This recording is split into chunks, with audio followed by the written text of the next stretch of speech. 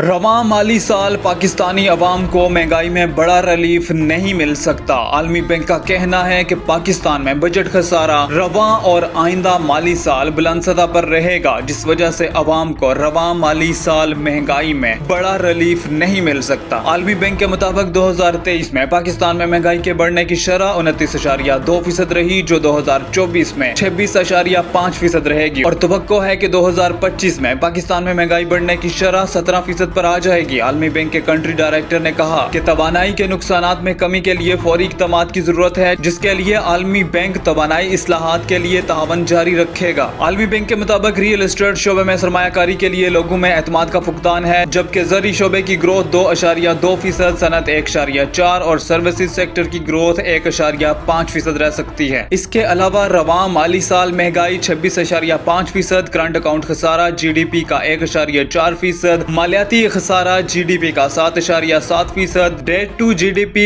72.4% रह सकता है। एनर्जी मिक्स मंसूबों से 5 से 10 साल में एनर्जी कीमतों में कमी आ सकती है। आलमी बैंक ने मजीद कहा कि पाकिस्तान में दरामदी फ्यूल पर इन्हिसार के बायस एनर्जी प्राइसेस ज्यादा हैं। एनर्जी टैरिफ कम रखा गया, जिसके बायस गर्दिशी कर्जे के मसाइल बढ़े। एनर्जी सेक्टर में इस्लाहात नागुसीर डिस्ट्रीब्यूशन और ट्रांसमिशन के मसाइल हल करना होंगे।